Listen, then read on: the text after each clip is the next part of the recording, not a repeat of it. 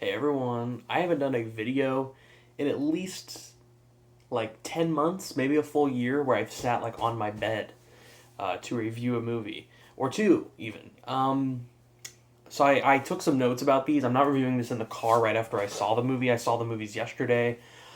Wrote some notes down about them. I really did want to talk about these more because I found both just so fucking crazy and interesting. And if you saw the title, I'm going to be reviewing Saltburn and Poor Things. I don't have like a ton to say. This isn't like a 40-minute video as you're seeing right now. Um, Probably. I can't imagine I'll be running that long. Um, but I did have some more thoughts on these that I just casually didn't want to do while driving, where it kind of feels like the first afterthoughts, which is kind of what my channel is. It's become like afterthoughts of a movie, like just after seeing a movie kind of videos. You know, some YouTubers do that where they put it together like, oh, out of the theater reaction, and it's like 2 to 10 minutes of what they just thought and what they can ingrain in their minds and tell you about right now. But this movie, I've had a day to sit with both, and I took notes about it, and I really thought about them, and yeah, I have my thoughts on them. So I'm gonna start with Saltburn, just because it's what I saw first, and that one has been out now for a month in theaters. I just now had the chance to see it. It is directed by Emerald Fennell, who directed one of my favorite movies of 2020. In my honestly, 2020, I saw about 90 films. Still, I still saw a good amount that year. I just had to limit myself. It was a lot of independent films, stuff that you watch more like at home. I did see this one in theaters. It was Promising Young Woman because it came out at the very end of that year. I went to an empty theater for it. It was literally just me and my dad in the theater, no one else. So it was a dope experience, and I got to see it a second time at home like a few weeks later because it hit home pretty quick. Um, I love Promising Young Woman. I think Emerald Fennell is a really interesting director, even if the film here that we're talking about is more divisive than that one. And I agree that I like that one more than Saltburn. I'll just let that off the bat right now. But I also gave that film a 9, so I really enjoyed that film. So Saltburn had a lot to live up to. It'd have to be a pretty fucking great film for me, something I really love. To, like, culminate, I'd say, to being about that good. And I thought Saltburn, for the most part, was really good. I'm not going to get into spoilers, but I will, like, hint at things and areas of the film that I didn't necessarily like. So when you see it, you can kind of, like, maybe see my viewpoint on it. So it seems that right now this is kind of a mixture of, like, Babylon and a film like Promising Young Woman. Promising Young Woman had really high critic reviews and a bit mixed on the audience reviews. And I felt like Babylon was more mixed on critics, and audiences seemed to like it a bit more. Just not a lot of people went to go see it, but it seemed they were more positive than negative. And with critics, it was like right down the middle. I think it has like a 58% on Rotten Tomatoes. It's pretty in the middle on that one. And this one, it seems like both sides are kind of on the middle on it. People either really fucking love this film or like think it's stupid, messy film. And I don't think it's neither. I think it's still a really good film, just with quite a lot of one, a couple of plot holes, and two, like, at times the movie feels like a mystery, and I would have liked to have been kept, like, kept together as a mystery. I would have liked to have left stuff to the imagination, and near the ending of the film, it doesn't only, I thought of, like, two plot holes I told my friend about. I was like, I don't think this makes sense now that I know this happened, because at the ending of the film, it, like, tells you, oh, this is what's been going on, and I don't necessarily like that they did that. I think it could have ended 5 to 10 minutes before that moment have been like, wow, what an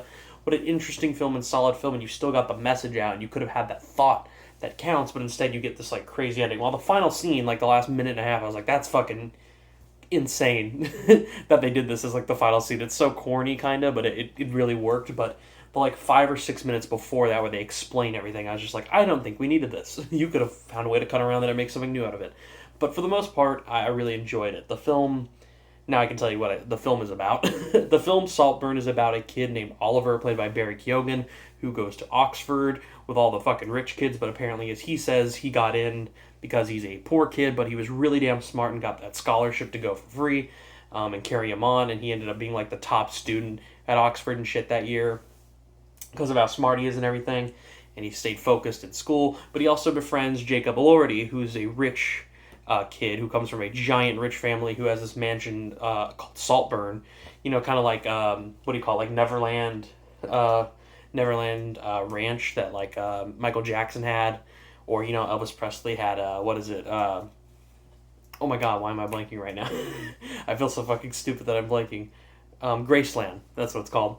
Got it. So basically, he has that kind of giant mansion, and he has all these friends who are kind of ass kissers. Some are genuinely his friends that care about him, but he has also this ass kissing group that just loves him because of how popular he is. And Oliver kind of genuinely likes him, but simultaneously also wants to be like in that ass kissing kind of group. And because he claims to him that his dad has passed away and he's depressed and he doesn't want to go back home, and he just graduated from Oxford as top student, but he's become good friends with Felix, played by Jacob Elordi, as I mentioned, Elordi or Elordi. He was just in Priscilla, and you know him from Euphoria. He's a really good actor, actually, despite the kissing booth films. Would say differently. Kind of like Robert Pattinson in Twilight, in that balance where you're like, that actor's more talented than that. And you see films like this and Priscilla, and you're like, yeah, that guy's good, see? Just don't let him do fucking kissing booth movies every goddamn second, because that's how you typecast him in some ways. It seems like he's avoiding that now, so that's good. But basically he goes to Saltburn with him, meets his fucking crazy parents, played by Richard E. Grant and Rosamund Pike, and it is kind of a day in the life film for the most part until the last 40 minutes, which kind of becomes this darker suspense drama mystery. It still has that dark comedy that the whole film has, but it definitely takes a bit more of a turn at that point. And there's scenes throughout that are pretty fucking crazy. I'm sure everyone's heard of the bathtub thing online. Kind of hard to avoid that at this point. It was on Twitter everywhere for 2 or 3 days, which I get why. It's definitely a film that 16 to 24-year-olds are all going to go see, as a lot more, I think, even female than male, just based on the audience that I had yesterday, that would see just to go and fucking be shocked by. And I think, literally, I wrote down on my note on the corner over here that a girl 2 seats down from me and my friend Ryder, you can check out his channel. I doubt he'll do a review of Saltburn, but I'll link it down below. She's literally sitting 2 seats down, and right when that film ended, I was like, the audience is laughing. It seems to mostly be enjoying this, and I am also quite enjoying it. But I am wondering if that laughter is all uncomfortable and they're not actually liking this film.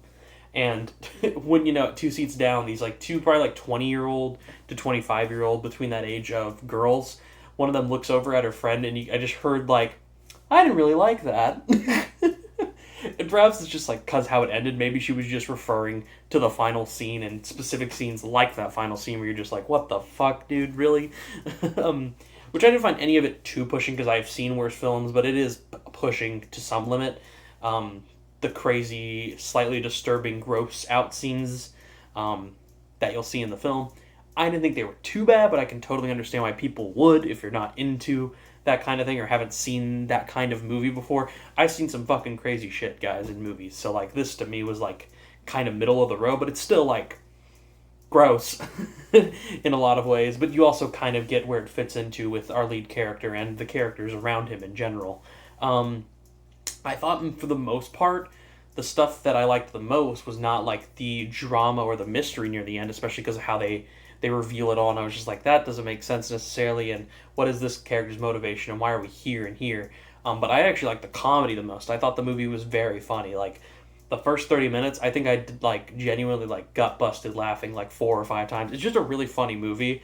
In that way, I like my dark humor, and I think that this movie serves it up pretty damn well, especially with Rosamund Pike and Richard E. Grant. To me, those two were the standouts on the comedic level of performances. But Barry Keoghan's great, and Jacob Elordi too. Everyone in here is solid. Also, Carey Mulligan shows up for a fucking small role. I didn't even know she was in it, actually. I guess I could have thought, because Emerald Fennell and her are friends, and Carey Mulligan was in Promising Young Woman as the lead. She probably put more time into seeing working on Maestro, which I'm seeing on Wednesday. So, yeah, I'm excited for that. But yeah, for the most part, Saltburn is a nice-looking film. I, for the most part, enjoy the soundtrack, other than at a few moments. I like the look of the film. It is very well shot, but I do think that it overstays its welcome. And I think 10 minutes could have been cut, and a few things here and there could have been more left up to the imagination and would have been a more interesting film to discuss. But instead, it's all kind of laid out there. Although there is stuff to talk about, and that's mostly just the shocking elements, which I won't spoil. You should leave the twist and the shocking stuff to yourself just to see how you feel about it. If I tell you about it, you'll be prepared, and that might throw off a mixture and ruin things for the movie for you. Or maybe it'll make you like it more if I told you, but I just don't want to risk that, so go into it honestly blind. Even the trailer for me, I think, shows a little bit, but I didn't 100% know what the film was really going for.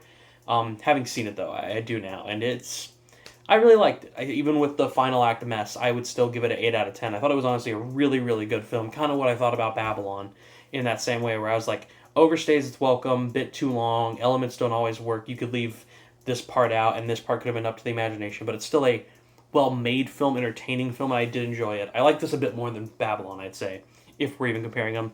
But in terms of Emerald Fennell movies, I'm a Promising Young Woman fan more, but I would like to own this on Blu-ray and watch it again. It actually hits streaming this Friday, the 22nd. I believe it's hitting Amazon Prime for streaming. I've been reading that everywhere online today, so check it out, see if it's on there. You might, if you missed it in theaters, got Amazon Prime and you're interested in it, free to check out. So do that. I believe it's free on Amazon Prime, and not like a rental thing, because this is a produced Amazon MGM film.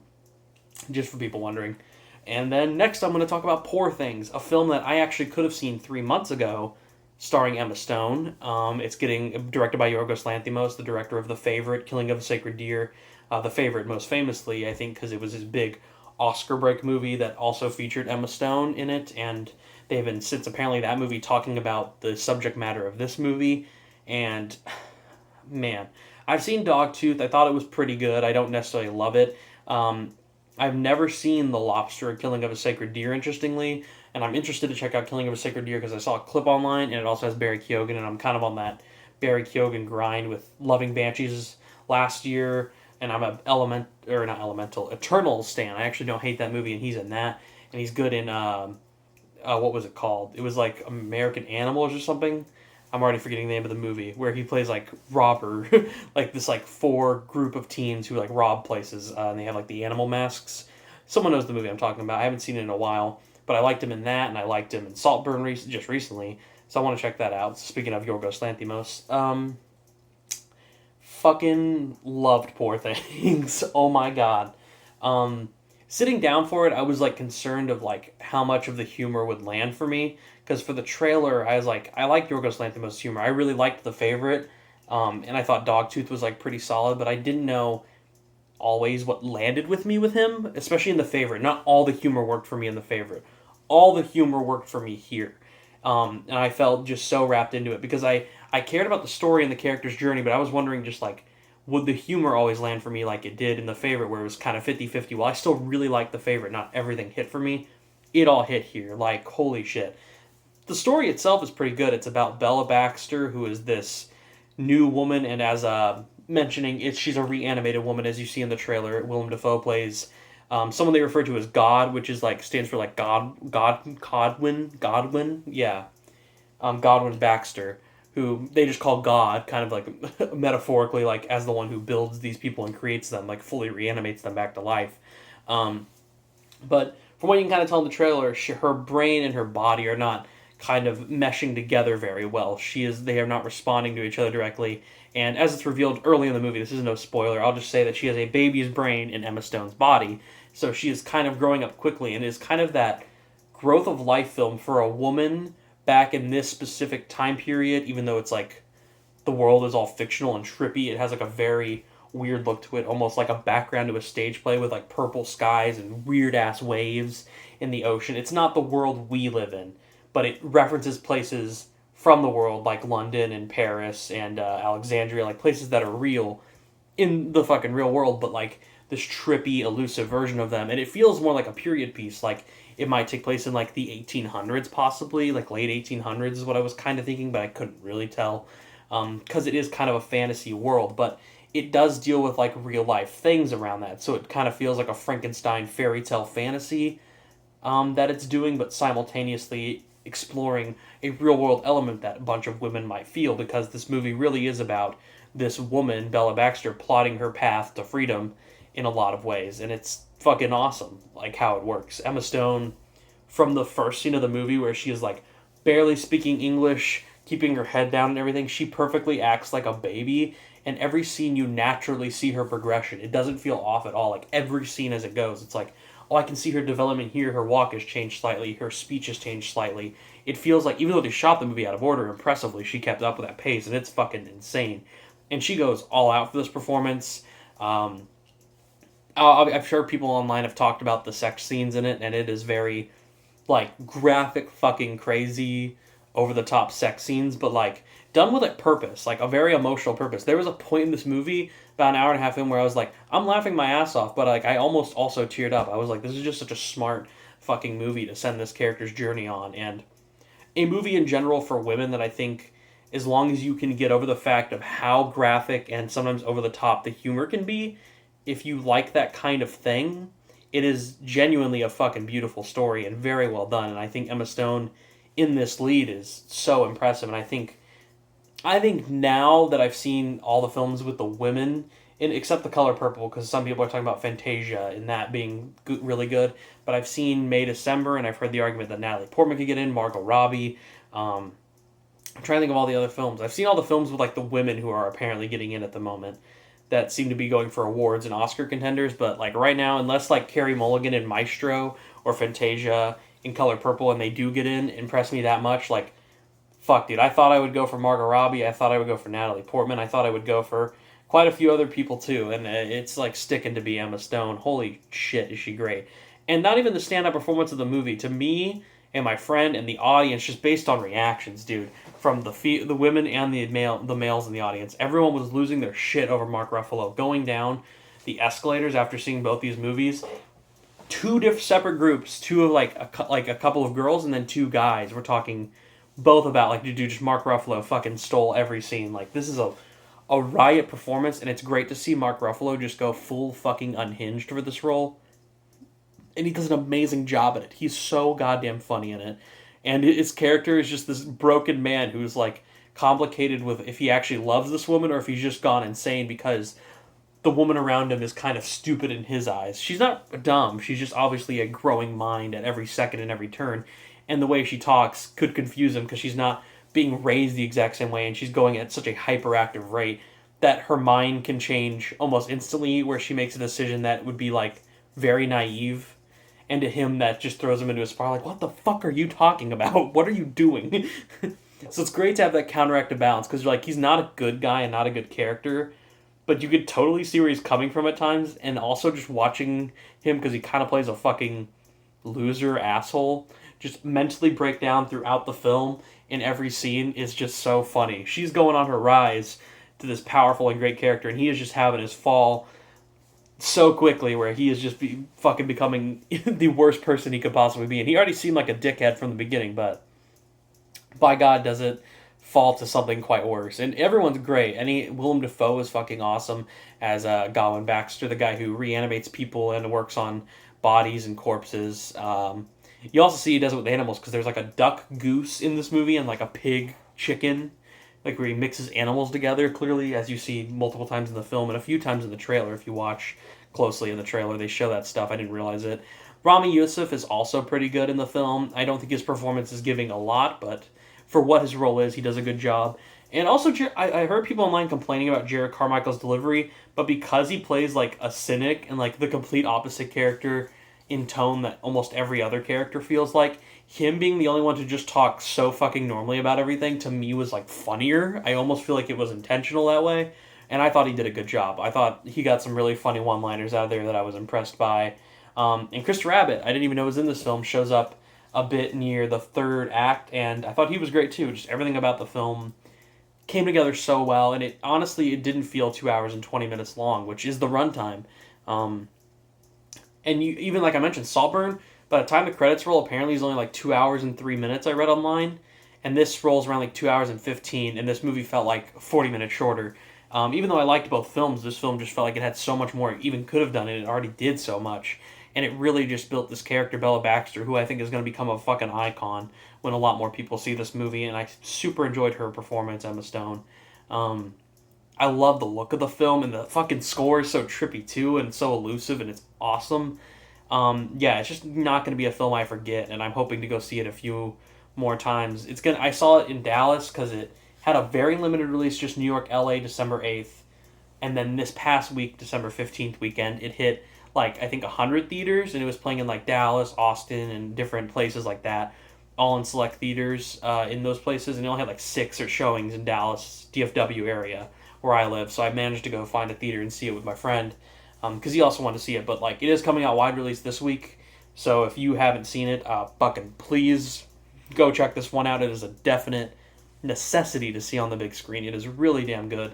And I can't wait to see it at least one more time while it's out. But I also have so much stuff coming out that I would love to watch this film even more. But yeah, I got to see Color Purple and Iron Claw, Aquaman, Whatever the Fuck Don't Care, Migration, Anyone But You, Zone of Interest. I'm going to see Origin at an early screening. As I mentioned, I'm seeing Maestro like on Wednesday, and that's like tomorrow. So yeah, I got a lot of shit coming up to go see because a lot of movies are just coming out like right at this end of the year for like pushing for fucking awards contenders, and all the people in studios just want to get that shit up so they can win those awards and get more buzz on their films, then make more money.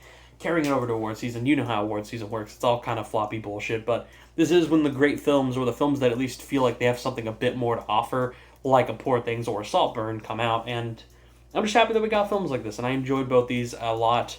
Will you see them in my top 20 video I do with my friend near the end of the year? Maybe. I mean, I did just say Poor Things was like perfect, and I adored it, and I give it a 10 out of 10, by the way.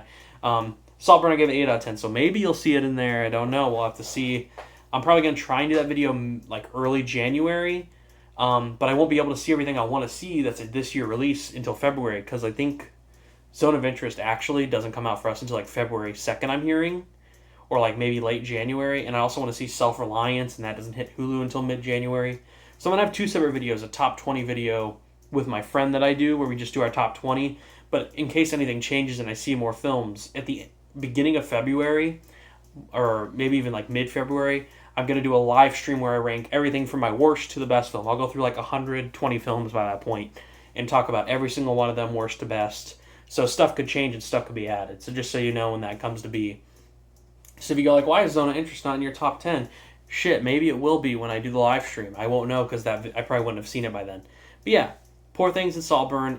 Poor Things is hitting theaters this week, and Saltburn on Friday, December 22nd, is hitting streaming, and then Poor Things wide release in theaters. So like, if you want to go to theaters and Poor Things interests you, please, I recommend go checking out this week. Or if Saltburn interests you and you have Amazon Prime or not, you can get an Amazon Prime subscription just for a fucking week trial just to watch Saltburn if you really wanted to.